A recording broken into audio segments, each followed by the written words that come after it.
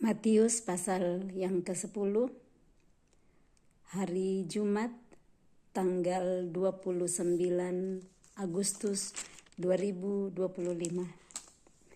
Yesus memanggil ke-12 rasul.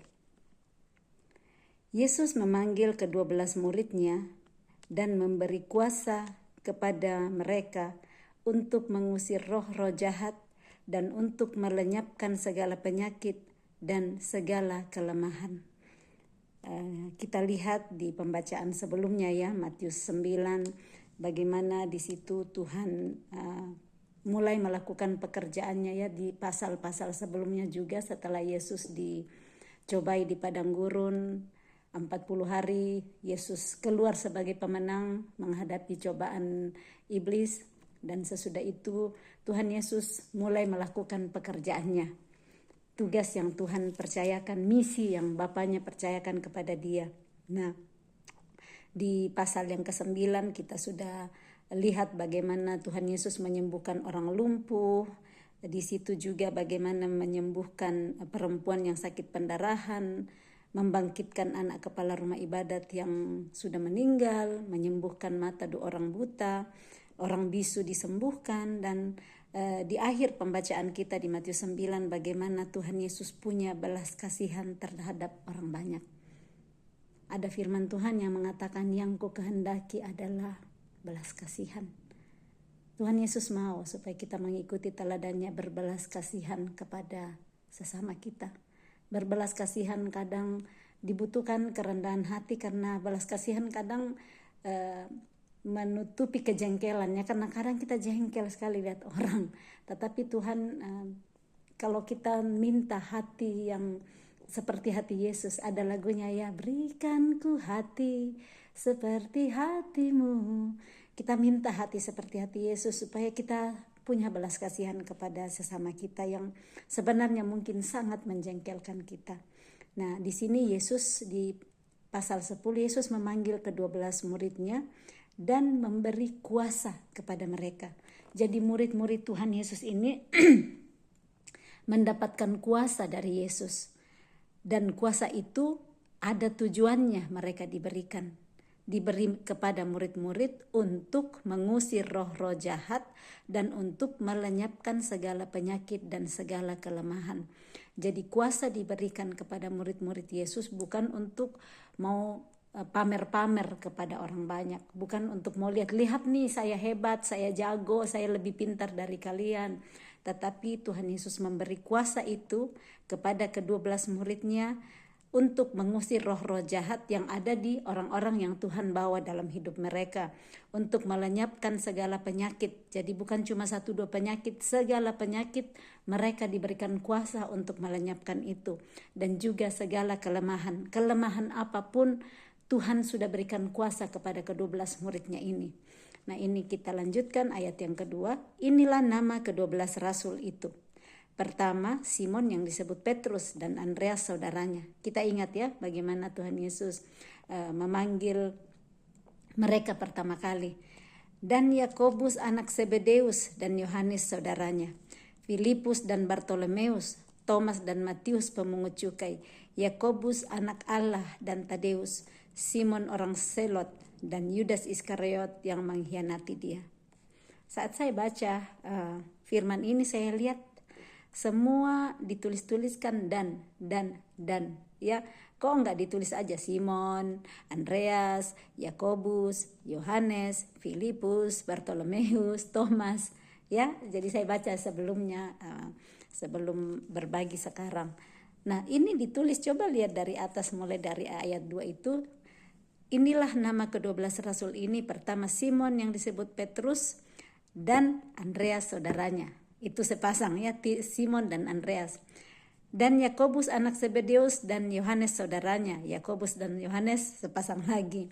Filipus dan Bartolomeus sepasang lagi. Thomas dan Matius pemungut cukai sepasang lagi. Yakobus anak Alfeus dan Tadeus sepasang lagi. Simon orang Selot dan Yudas Iskariot yang mengkhianati dia. Ada 6 pasang ya, ini murid Yesus. Ini sih saya baru dibukakan seperti ini, dan memang kan di pembacaan yang berikut itu Tuhan selalu mengutus muridnya berdua-dua. nggak pernah sendiri-sendiri, diutus berdua-dua. Dan hari ini saya dibukakan tentang dan. Kenapa kok nggak pakai koma aja, langsung selesai 12 murid di situ. Ya, saya berdoa Roh Kudus terus bukakan kita hal-hal yang baru untuk semakin mengerti kebenaran-kebenarannya, rahasia-rahasia kebenaran firman Tuhan yang sangat berharga untuk kita tahu dan nantinya kita bisa praktekkan, hidupi seperti yang Yesus sudah ajarkan waktu dia khotbah di bukit, bahwa setiap orang yang mendengar perkataanku dan melakukannya, supaya kita nanti lakukan apa yang Tuhan ajarkan. Yang berikutnya, Yesus mengutus ke-12 rasul. Jadi yang di atas ayat 1-4 dia panggil ke-12 rasul. Dipanggil terlebih dahulu, dikasih kuasa. Sesudah itu di ayat yang kelima ke bawah ini dia utus. Jadi Tuhan Yesus gak pernah ngutus murid-muridnya begitu saja. Gak dipanggil dulu langsung aja, kalian langsung pergi. Enggak, Yesus memanggil dulu, memberi mereka kuasa, baru mereka diutus. Ayat kelima, Yesus mengutus ke-12 rasul. Ke-12 murid itu diutus oleh Yesus. Jadi sudah diberi kuasa tadi, kemudian diutus oleh Yesus, dan ia berpesan kepada mereka. Yesus enggak cuma ngutus, dia kasih pesan, dia kasih nasihat. Janganlah kamu menyimpang ke jalan bangsa lain atau masuk ke dalam kota orang Samaria, melainkan pergilah kepada domba-domba yang hilang dari umat Israel. Pergilah dan beritakanlah kerajaan sorga sudah dekat. Sembuhkanlah orang sakit, bangkitkanlah orang mati, tahirkanlah orang kusta, usirlah setan-setan. Kamu telah memperolehnya dengan cuma-cuma, karena itu berikanlah pula dengan cuma-cuma. Ini Tuhan Yesus kasih dengan detail semua apa yang mereka perlu lakukan. Sudah di sini dikatakan jangan menyimpang ke jalan bangsa lain. Kali ini mereka disuruh spesial untuk domba-domba yang hilang dari umat Israel. Dan setelah itu jadi pesan pertama, jangan menyimpang ke jalan bangsa lain. Pesan yang kedua, pergilah, beritahukanlah kerajaan sorga sudah dekat. Ini kan yang Yohanes sudah lakukan. Bertobatlah, kerajaan Allah sudah dekat, kerajaan sorga sudah dekat. Setelah itu kan Yesus yang lanjutkan mengatakan, sekarang Yesus mengutus murid-muridnya untuk mengatakan juga kerajaan Allah sudah dekat. Nah, yang berikut Tuhan Yesus bilang, sembuhkanlah. Jadilah itu kalimat perintah ya. Sembuhkanlah orang sakit, bangkitkanlah orang mati, tahirkanlah orang kusta, usirlah setan-setan. Jadi ini yang Tuhan minta kepada murid-muridnya untuk dilakukan. Kenapa mereka diutus untuk melakukan hal itu? Nah, melakukan itu pun jangan berharap upah. Jangan mengharapkan ada gaji saya nanti. Yesus bilang kamu terima dengan cuma-cuma, kuasa Yesus berikan dengan cuma-cuma. Dan Yesus bilang berikan juga itu dengan cuma-cuma. Kadang kita maunya dapat terus upah, yang gak mau kalau gratis. Padahal kalau kita mau terima gratis, kita gak mau beri gratis sama orang lain. Nah, kita bisa belajar dari cara Yesus memberitahu muridnya, kamu sudah terima anugerah dengan cuma-cuma, berikanlah juga itu dengan cuma-cuma. Ayat 9, janganlah kamu membawa emas atau perak atau tembaga dalam ikat pinggangmu. Janganlah kamu membawa bekal dalam perjalanan. Janganlah kamu membawa baju 2 helai, kasut atau tongkat, sebab seorang pekerja patut mendapat upahnya. Kalau saya sih lihat dalam konteks ayat 9 ini dilarang bawa emas, perak, dan tembaga. Itu sebenarnya juga untuk keselamatan mereka ya. Di jalan bisa aja kalau ada barang berharga di bawah seperti itu bisa mengundang orang berbuat jahat kepada mereka. Dan di sini bahkan dikatakan jangan bawa bekal. Karena kamu seorang pekerja patut mendapat upah. Artinya Tuhan Yesus sudah tahu akan ada orang-orang di jalan yang akan menyediakan apa yang mereka butuhkan. Karena setiap pekerja akan mendapat, patut, wajib, patut itu wajib ya, bukan kata wajib, itu akan mendapatkan upahnya. Jadi tanpa diminta pun Tuhan tahu bahwa mereka juga butuh makan, mereka butuh minum, dan Tuhan sudah sediakan pastinya di tempat-tempat tertentu orang-orang yang akan melayani mereka. Ayat 11, apabila kamu masuk kota atau desa, carilah di situ seorang yang layak dan tinggallah padanya sampai kamu berangkat. Masuk di satu kota atau desa ternyata perlu tahu ada siapa yang layak. Maksudnya dalam hal ini kalau kita misalnya kita mau masuk di satu tempat dan di situ banyak sekali orang-orang yang ngundang kita, ya ke sini ke rumahku. Berdoa sama Tuhan, Tuhan siapa yang Engkau mau saya pergi di rumahnya untuk saya tinggal. Dan Roh Kudus yang akan memberitahu kita secara spesifik masuk di rumah itu. Karena kadang kita biasa milih-milih ya. Nah kalau kita taat seperti ini, Roh Kudus dalam konteks Tuhan Yesus ini kan belum ada Roh Kudus ya. Tetapi Tuhan Yesus di sini ngajarin bahwa carilah di situ seorang yang layak dan tinggallah padanya sampai kamu berangkat. Ayat 12. Apabila kamu masuk rumah orang, berilah salam kepada mereka. Nah seperti ini yang kita lakukan kan kalau kita ke rumah orang, shalom. Pas masuk di rumah orang kita katakan shalom, selamat. Jika mereka layak menerimanya, salammu itu turun ke atasnya. Jika tidak, salammu itu kembali kepadamu. Jadi kita nggak rugi kalau kita menyalami orang. Bisa memberkati orang yang ada dalam rumah itu kalau mereka layak terima. Berarti ya ada yang nggak layak ya. Dalam hal ini Tuhan Yesus yang bilang kalau mereka nggak layak terima, salammu itu akan kembali kepadamu. Dan apabila seorang tidak menerima kamu dan tidak mendengar perkataanmu, keluarlah dan tinggalkanlah rumah atau kota itu dan kebaskanlah debunya dari kakimu. Aku berkata kepadamu, sesungguhnya pada hari penghakiman tanah Sodom dan Gomora akan lebih ringan tanggungannya daripada kota itu. Ini sih yang kita bilang orang tidak mau menerima dan mendengar perkataanmu. Kadang ya kita coba terus sama orang, panggil, ternyata ini Tuhan Yesus sendiri yang bilang kalau kamu ditolak, kamu gak diterima, gak dengar perkataanmu, ya keluar, tinggalkan rumah itu. Maksudnya dalam hal ini gak usah dulu dipaksa ya, sampai waktunya datang sendiri, ngajak sendiri bilang ini. Nah kadang saya sih pribadi kadang saya ulang terus. Ternyata hari ini perkataan Tuhan Yesus, kalau orang gak terima kamu, gak dengar perkataanmu, keluar dan tinggalkan rumah orang itu dan kota itu. Yang berikutnya penganiayaan yang akan datang dan pengakuan akan Yesus. Ayat 16, lihat aku mengutus kamu seperti domba ke tengah-tengah serigala. Sebab itu hendaklah kamu cerdik seperti ular dan tulus seperti merpati. Tetapi waspadalah terhadap semua orang. Jadi ini Tuhan Yesus membukakan, lihat artinya buka mata kalian, lihat tuh bahwa aku ngutus kamu gak enak-enak aja, kamu pergi di mana-mana aman, damai, gak ada masalah. Yesus bilang, lihat buka mata kalian, aku utus kalian itu seperti domba ke tengah-tengah serigala. Domba itu lemah sekali ya, itu kasihan, itu domba sangat nggak bisa berbuat banyak hal gitu. Tetapi ini Tuhan Yesus umpamakan di tengah-tengah serigala. Serigala itu buas, licik, banyak hal. Nah di sini diumpamakanlah Tuhan Yesus ini bahwa murid-muridnya diutus seperti domba ke tengah-tengah serigala. Nah supaya bisa bisa menang di tengah-tengah serigala itu, Tuhan Yesus sudah memberikan kuncinya juga.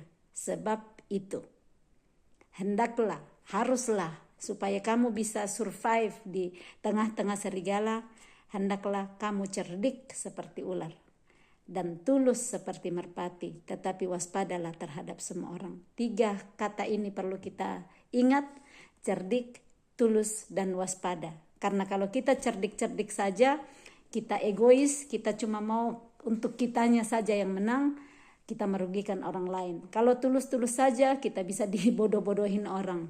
Kalau kita waspada saja, kita akan curiga dan gak bikin apa-apa. Nah ini kerjasama 3 kata ini bagus kita hafal ya. Kita latihan ngafal sedikit demi sedikit. Cerdik, tulus, dan waspada. Kenapa? Supaya kita gak diterkam serigala. Supaya kita malah nantinya dengan ketulusan, dengan kecerdikan, dengan kewaspadaan, kita bisa seperti murid-murid ini benar-benar menggenapi kenapa mereka diutus ke tengah-tengah serigala. Ayat 17, tetapi waspadalah terhadap semua orang, karena ada yang akan menyerahkan kamu kepada majelis agama dan mereka akan menyesah kamu di rumah ibadahnya. Tuhan Yesus sudah persiapkan ya, akan ada seperti itu. Jadi waspada terhadap semua orang. Kadang kita itu terlalu percaya orang ya, percaya sekali. Ternyata orang itu nggak seperti yang kita percayai. Kita dengan tulus-tulusnya mempercayai, ternyata malah orang itu yang nyakitin kita. Nah, makanya 3 kata ini perlu banget kita pegang. Nah, yang 100% kita percaya hanya Tuhan Yesus ya. Tetapi jangan artinya nanti nggak mempercayai orang lagi ya. Pastilah ada orang yang terus-menerus bekerja juga untuk menjadi serupa dengan Kristus kan. Jadi jangan sampai dengan perkataan Tuhan Yesus ini kita jadi nggak mau punya teman, nggak mau berbagi sama orang.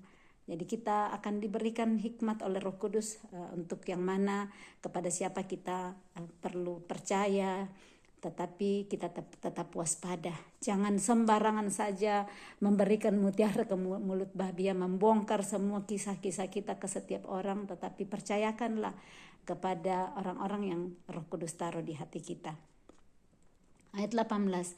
Dan karena Yesus ya, huruf besar itu akunya. Dan karena aku, kamu akan digiring ke muka penguasa-penguasa dan raja-raja sebagai suatu kesaksian bagi mereka dan bagi orang-orang yang tidak mengenal Allah. Jadi bukan kesalahan mereka atau apa, tetapi karena Yesus mereka akan digiring di hadapan penguasa, di hadapan raja. Jadi bukan di hadapan yang konco-konco, yang orang-orang kecil. Ini di hadapan raja dan penguasa. Gunanya untuk apa? Sebagai suatu kesaksian bagi mereka dan bagi orang-orang yang tidak mengenal Allah. Jadi kadang kita mengalami penganiayaan, kita digiring, kita ditangkap, ternyata itu caranya supaya nantinya kita membagikan kesaksian supaya orang-orang yang tidak mengenal Allah itu bisa tahu, ternyata ada yang namanya Yesus ya, ternyata ada Yesus yang bisa bekerja dalam hidup seseorang. Ayat 19. Apabila mereka menyerahkan kamu, jadi tadi ini ya, waspada semua orang yang akan menyerahkan kamu. Kalau ada yang menyerahkan ke majelis agama yang di atas ayat 19, Yesus bilang apabila mereka menyerahkan kamu, janganlah kamu khawatir akan bagaimana dan akan apa yang harus kamu katakan, karena semuanya itu akan dikaruniakan kepadamu pada saat itu juga. Kadang kita takut, aduh saya mau jawab apa nanti nih kalau berhadapan dengan orang ini. Saya mau bilang apa, Tuhan saya tidak tahu. Atau mungkin tiba-tiba di dalam satu perkumpulan diminta untuk bersaksi atau diminta untuk berdoa, kadang aduh saya tidak tahu mau bilang apa. Itu kan yang pertama kali kita sudah kepanikan duluan. Kalau belum biasa ya, aduh saya mau bilang apa. Ini firman Tuhan berkata. Saya pegang sekali ayat ini karena begitu banyak dalam hidup saya bilang, Tuhan saya tidak tahu mau bilang apa. Dan saya ingat ayat ini setiap kali Matius 10 ayat 19-20 ini, bahwa Tuhan aku percayakan kepadamu setiap kata-kata yang harus aku katakan. Saya tidak tahu mau bilang apa Tuhan, tetapi biar Roh Kudus yang akan menuntun saya perkataan-perkataan yang dikaruniakan padaku saat itu juga. Jadi kita nggak siapkan. Nah kadang kan kita sudah siapkan banyak sekali jawaban-jawabannya. Kita siapkan saya mau bilang gini nanti bilang gitu. Tapi Roh Kudus bisa mengaruniakan perkataan itu pada saat itu juga. Saat kita percaya dan minta tolong sama Dia. Tolong aku menyerahkan Tuhan apa yang aku mau katakan. Supaya kita terus menjaga mulut kita. Ini yang perlu terus kita berhati-hati dengan mulut kita. Ayat 20. Karena bukan kamu yang berkata-kata, melainkan Roh Bapamu, Dia yang akan berkata-kata di dalam kamu. Ini belum ada keturunan Roh Kudus loh. Tetapi Tuhan Yesus sudah menyingkapkan ada Roh Bapamu yang akan berkata-kata di dalam kamu. So kalau Tuhan yang suruh untuk berkata-kata, jangan takut. Jangan bilang, aduh apa ini, saya tidak tahu berdoa, saya tidak tahu bicara apa. Ini saat kita percaya firman ini, firman Allah hidup dan kuat. Ini Tuhan Yesus yang bilang ke murid-muridnya. Dan hari ini kita adalah murid-murid Yesus yang dipercayakan. Kalau Tuhan utus kita akan berkata, iya baik. Tuhan Yesus sudah berkata bahwa jangan takut apa yang harus aku katakan. Karena semuanya itu akan dikaruniakan padaku saat dibutuhkan ya, saat itu juga. Karena bukan aku lagi yang berkata-kata, bukan semua kata-kata yang saya persiapkan yang aku pikir, oh ini yang saya akan bilang, tetapi Roh Bapa kita yang akan berkata-kata di dalam kita. Ayat 21, orang akan menyerahkan saudaranya untuk dibunuh, demikian juga seorang ayah akan anaknya, dan anak-anak akan memberontak terhadap orang tuanya dan akan membunuh mereka. Dan kamu akan dibenci semua orang oleh karena namaku, tetapi orang yang bertahan sampai pada kesudahannya akan selamat. Ini Tuhan Yesus sudah bilang ya di pembacaan sebelumnya, Matius 5 ayat yang ke 10 ya, bagaimana berbahagialah orang yang dianiaya oleh sebab kebenaran. Nah, kebenaran itu adalah Yesus sendiri kan, karena mereka lah yang mempunyai kerajaan sorga. Ternyata orang yang dianiaya karena nama Yesus, mereka akan mempunyai kerajaan surga. Dan ini diulang di sini bahwa orang akan di sini akan dibenci karena nama Yesus, tetapi orang yang bertahan sampai kesudahannya akan selamat. Artinya akan ada orang yang tidak bisa bertahan. Akan ada orang yang menyerah di dalam perjuangan iman, saking terlalu panasnya pembakaran, saking terlalu susahnya ujian-ujian yang dihadapi, membuat kita bisa menyerah, membuat kita tidak bisa bertahan. Tetapi janji Yesus, tetapi orang yang bertahan sampai pada kesudahannya akan selamat. Jadi orang-orang yang selamat adalah orang yang tidak berhenti dan menyerah, tetapi adalah orang-orang yang bertahan sampai pada kesudahannya. Ayat 23. Apabila mereka menganiaya kamu dalam kota yang satu, larilah ke kota yang lain. Karena aku berkata kepadamu, sesungguhnya sebelum kamu selesai mengunjungi kota-kota Israel, anak manusia sudah datang. Seorang murid tidak lebih daripada gurunya, atau seorang hamba daripada tuannya. Cukuplah bagi seorang murid jika ia menjadi sama dengan gurunya, dan bagi seorang hamba jika ia menjadi sama seperti tuannya. Jika tuan rumah disebut Beelzebul, apalagi seisi rumahnya. Ayat 26, jadi janganlah kamu takut terhadap mereka, karena tidak ada sesuatu pun yang tertutup yang tidak akan dibuka, dan tidak ada sesuatu pun yang tersembunyi yang tidak akan diketahui. Ini juga ayat yang saya suka sekali, saya terus perkatakan kalau ada sesuatu yang seperti ditutup-tutupi, disembunyi-sembunyikan, saya bilang Tuhan, ini firman-Mu sudah ada. Saya percaya bahwa tidak ada sesuatu pun yang tertutup yang tidak akan dibuka, dan tidak ada sesuatu pun yang tersembunyi yang tidak akan diketahui. Orang mau berahasia-rahasia, orang mau tutup-tutupin ke kita, Tuhan sanggup untuk bukakan, karena semuanya tidak ada yang tersembunyi dan tidak akan diketahui. Ayat 27, apa yang kukatakan kepadamu dalam gelap, katakanlah itu dalam terang, dan apa yang dibisikkan ke telingamu, beritakanlah itu dari atas atap rumah. Tapi dalam hal ini ya, dalam maksud Tuhan Yesus di ayat 27 ini, jangan sampai rahasia orang kita pergi bongkar dari atas atap ya. Kalau dibisikkan baru kita, oh iya Tuhan Yesus bilang, apa yang dibisikkan di telingamu, beritakan itu dari atas atap rumah. Jadi ada konteks-konteks yang kita perlu pelajari supaya kita enggak ambil firman Tuhan begitu saja dan kita masukkan dalam apa yang kita suka saat itu. Jadi tetap ada bagian-bagian di mana jangan bongkar. Kalau ada teman yang memberikan kepada kita kepercayaan untuk berbagi mutiara-mutiara kehidupannya, membagikan hal-hal yang berharga, cerita kehidupannya kepada kita. Dan janganlah kamu takut kepada mereka yang dapat membunuh tubuh, tetapi yang tidak berkuasa membunuh jiwa. Takutlah terutama kepada Dia yang berkuasa membinasakan baik jiwa maupun tubuh di dalam neraka. Kadang kita takut sekali orang jahat ya, ada perampok, ada pembunuh, ada ini. Sangat ditakuti. Ternyata Tuhan Yesus bilang jangan takut kepada mereka yang hanya dapat membunuh tubuh. Tapi takutlah kepada yang berkuasa membunuh, membinasakan baik jiwa maupun tubuh di dalam neraka. Supaya kita menghormati Allah yang sanggup melakukan itu. Jangan cuma takut kepada manusia yang cuma berkuasa membunuh tubuh, cuma berkuasa menyakiti kita. Mungkin manusia yang menyakiti kita, yang banyak sekali intimidasi. Jangan takut kata Tuhan. Tapi takutlah kepada Dia yang berkuasa membinasakan baik jiwa maupun tubuh di dalam neraka. Ada orang-orang ya di dalam kehidupan kita yang kadang ditakutin banget. Orang gak berani takut seperti itu. Nah, firman Tuhan ngajar kita hari ini untuk nggak takut. Bukan artinya dilarang takut ya. Kita perlu menghargai, menghormati orang-orang tertentu yang Tuhan bawa dalam hidup kita. Tapi jangan sampai mereka menggantikan posisi Tuhan. Kita malah lebih takut kepada manusia daripada kepada Tuhan ya. Karena ada juga firman Tuhan yang berkata di Galatia 1 ayat 10, saya bacakan ya. Bagaimana di situ untuk mengatakan bahwa jadi bagaimana sekarang? Adakah ku cari kesukaan manusia atau kesukaan Allah? Adakah ku coba berkenan kepada manusia? Sekiranya aku masih mau mencoba berkenan kepada manusia, maka aku bukanlah hamba Kristus.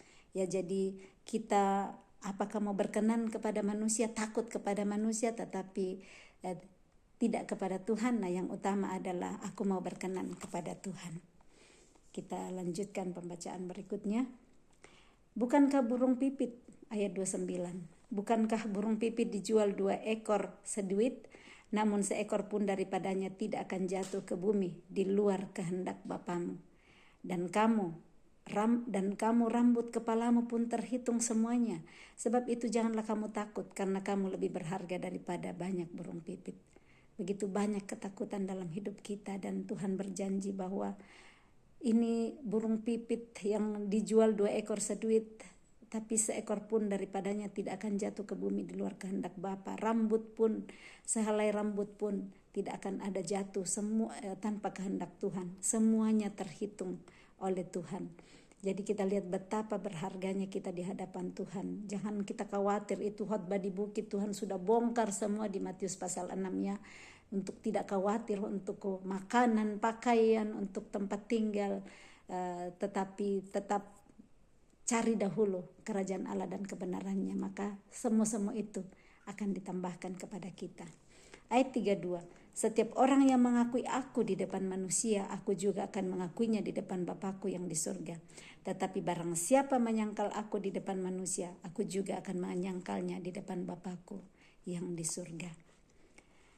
Yesus membawa pemisahan bagaimana mengikut Yesus. Jangan kamu menyangka bahwa aku datang untuk membawa damai di atas bumi. Aku datang bukan untuk membawa damai melainkan pedang. Sebab aku datang untuk memisahkan orang dari ayahnya, anak perempuan dari ibunya, menantu perempuan dari ibu mertuanya, dan musuh orang ialah orang-orang seisi rumahnya. Ini masih pengajaran Yesus untuk ke-12 murid yang mau diutus. Ini mereka belum pergi ya, masih Yesus memberikan ceramah dulu kepada mereka. Dikasih pengajaran-pengajaran dulu. Dari ayat yang pertama tadi dipanggil dulu murid-muridnya. Saya coba bayangkan ini, mereka duduk berkeliling di sekitar Yesus 12 ini, dan semua Yesus memberikan ceramah-ceramahnya, mempersiapkan mereka sebelum diutus pergi. Jadi sudah diberi kuasa, tetapi masih diberikan juga penjelasan. Dijelaskan semua kira-kira apa yang terjadi. Nah, ini yang Yesus bilang di sini, bagaimana Yesus datang. Dia bilang, jangan kamu menyangka bahwa aku datang untuk membawa damai di atas bumi. Aku datang bukan untuk membawa damai melainkan pedang. Nah, kadang ini ayat ini dipakai orang konfrontasi dengan katanya Yesus Raja Damai. Ini Yesus sendiri yang bilang, jangan kamu nyangka bahwa aku datang membawa damai di bumi. Aku datang bukan untuk membawa damai melainkan pedang. Maksud Tuhan Yesus di sini memisahkan yang tidak seturut kehendaknya. Tetapi bukan artinya ini kan dikatakan bahwa di dalam rumah ya. Dan musuh orang ialah orang-orang seisi rumahnya. Karena mungkin saja di dalam rumah ada yang benar-benar mau menghidupi kebenaran firman Tuhan dan yang lain tidak. Bukan artinya Tuhan Yesus bilang, cerai aja supaya kamu yang sudah mau mengikuti kebenaranku, kamu terpisah dari yang gak mau mengikuti kebenaranku. Bukan artinya di sana. Tetapi artinya tidak akan damai ya kalau yang satu mau ngikut Tuhan, jujur-jujuran, yang satu sembunyi-sembunyi, kan gak akan ada damai. Tapi Tuhan ngajarin terus untuk yang melakukan kebenarannya itu untuk terus-menerus mengasihi, belas kasihan kepada yang lainnya, supaya dari hari ke hari bisa dimenangkan. Itu kan firman Tuhan lagi di 1 Petrus mengatakan bahwa, hai istri, tunduklah kepada suamimu, supaya jika mereka tidak taat kepada firman, mereka akan dimenangkan juga. kalau melihat bagaimana kelakuan istri. Jadi di situ sebenarnya ada, pasti nggak damai lah di dalam hati, tetapi saat taat tunduk kepada perintah Tuhan, Tuhan yang akan bekerja di dalam ketidakdamaian untuk membawa damai. Ini sih yang dapat, ketidakdamaian untuk membawa damai. Jadi ada sebenarnya ketidakdamaian dulu, tetapi tujuannya supaya nanti menjadi satu jalan, satu pikiran, satu perasaan, sama-sama mau melakukan perintah Tuhan. Tapi sebelumnya pasti akan tidak damai ya, karena yang satu mungkin sebelumnya satu jalan, oh iya kita bohong-bohong aja, kita mencuri, kita bohong sama mertua atau apalah, bisa sekali terjadi dalam satu rumah.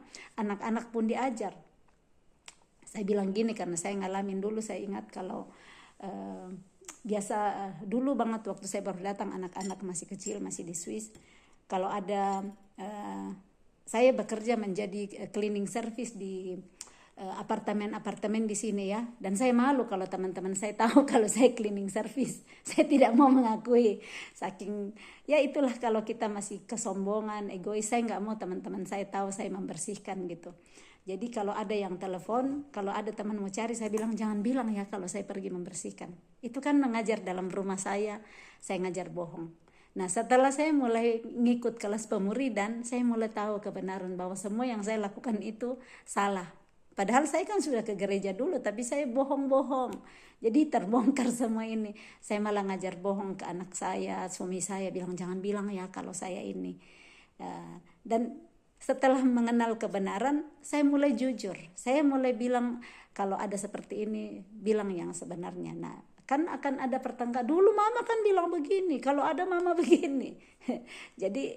Jadinya kan nggak damai. Tetapi kembali saya bilang, ketidakdamaian akan membawa damai. Saat kita terus-menerus sudah mau mendengar perkataan Tuhan dan melakukannya. Yang berikutnya ayat ke-37, barang siapa mengasihi bapa atau ibunya lebih daripadaku, ia tidak layak bagiku. Dan barang siapa mengasihi anaknya laki-laki atau perempuan lebih daripadaku, ia tidak layak bagiku. Barang siapa tidak memikul salibnya dan mengikut aku, ia tidak layak bagiku. Barang siapa mempertahankan nyawanya, ia akan kehilangan nyawanya. Dan barang siapa kehilangan nyawanya karena aku, ia akan memperolehnya. Nah ini bagaimana Tuhan Yesus dengan tegas mengatakan, barang siapa mengasihi bapa atau ibunya lebih daripada aku, ia tidak layak bagiku. Dan barang siapa mengasihi anaknya laki-laki atau perempuan lebih daripada aku, ia tidak layak bagiku. Bukan Tuhan Yesus bilang jangan kasihi orang tuamu, jangan kasihi anak-anakmu, bukan seperti itu. Tetapi Tuhan Yesus bilang mengasihi mereka lebih daripada dia. Karena kan perintah utama Tuhan bilang, kasihilah Tuhan Allahmu dengan segenap hatimu dan dengan segenap jiwamu, dengan segenap akal budimu, dengan segenap kekuatanmu. Sesudah itu baru kasihilah sesama manusia seperti dirimu sendiri. Nah sesama kita adalah orang tua kita, sesama kita adalah anak-anak kita, sesama kita adalah pasangan kita. Kasihi Tuhan lebih dulu sebelum mengasihi pasangan kita. Pasti kalau kita mengasihi Tuhan, kita akan mengasihi pasangan kita dan anak-anak kita. Dan ini memikul salib nggak gampang. Salib itu berat kan, kayu ditaruh di atas pundak untuk dipikul. Nah dalam hal ini salib artinya ujian-ujian kita, ujian-ujian yang ada di dalam kehidupan kita. Saat kita tidak mau pikul salib, ikut Yesus, kita nggak layak. Karena salib itu adalah melakukan kehendak Tuhan. Melakukan kehendak Tuhan itu nggak mudah. Menjadi jujur ya, yang saya bilang tadi, dari suka bohong, ngajarin yang bohong dan mau jujur itu pasti nggak mudah karena sudah terbiasa sebelumnya. Harus membuka, iya benar saya bekerja sebagai cleaning service. Itu nggak mudah kan untuk mengakui saya sebenarnya cleaning service loh. Saya sebenarnya ini, kita kan maunya yang baik-baik aja kelihatan. Tetapi saat terang Kristus menerangi kita, yang kita tutup-tutupin Tuhan akan semakin bukakan, akan terbuka semua. Tapi intinya untuk Tuhan dimuliakan. Dan di sini dikatakan barang siapa mempertahankan nyawanya, ia akan kehilangan nyawanya. Dan barang siapa kehilangan nyawanya karena aku, ia akan memperolehnya. Nyawa apa yang kita pertahankan? Harga diri seperti tadi, saya nggak mau ditahu kalau saya cleaning service. Saya malah tambah kehilangan nyawa kalau seperti itu.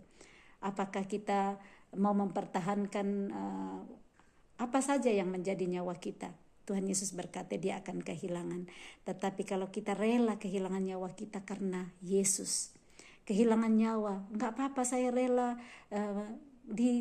tidak dihargai orang karena saya mempercayai Yesus. Orang akan ketawa-ketawa, iya sok suci, sok rohani, karena nggak mau lagi bohong-bohong, nggak mau lagi tidak menuruti peraturan yang ada. Terserah orang mau bilang apa. Kita akan kehilangan nyawa di sana, tetapi Yesus berkata, ia akan memperolehnya. Ayat 40, barang siapa menyambut kamu, ia menyambut aku. Ini ini ke-12 muridnya yang dia bilang ya, kalau mereka pergi nanti dan barang siapa saja yang menyambut mereka, ia akan menyambut aku. Ia menyambut aku. Dan barang siapa menyambut aku, ia menyambut dia yang mengutus aku. Jadi saat kita menerima orang-orang yang Tuhan utus, itu sama saja dengan kita menyambut Yesus. Dan saat kita menyambut Yesus, kita sama juga dengan menyambut dia yang mengutus Yesus, yaitu Bapa. Ayat 41. Barang siapa menyambut seorang nabi sebagai nabi, ia akan menerima upah nabi. Dan barang siapa menyambut seorang benar sebagai orang benar, ia akan menerima upah orang benar. Dan barang siapa memberi air sejuk secangkir saja pun kepada salah seorang yang kecil ini, karena ia muridku, aku berkata kepadamu, sesungguhnya ia tidak akan kehilangan upahnya daripadanya. Amin. So jangan berat-berat untuk menyambut orang yang Tuhan kirim ya, tetapi nggak semua orang Tuhan kirim. Makanya terus berdoa dekat sama Tuhan, Roh Kudus, supaya kita tahu yang mana yang Tuhan kirim atau kita sendiri yang mau. Nah, kita sibuk ngurusin orang padahal bukan Tuhan yang kirim. Cuman habis-habisin waktu kita capek-capek aja. Tapi kalau Tuhan yang kirim, ini sambut seperti menyambut Yesus. Dan berikan segala secangkir saja air sejuk. Apalagi kalau dikasih makan, dikasih yang banyak ya. Ini ternyata dikatakan bahwa sesungguhnya ia tidak akan kehilangan upahnya daripadanya. Salam kasih, Tuhan Yesus memberkati. Shalom.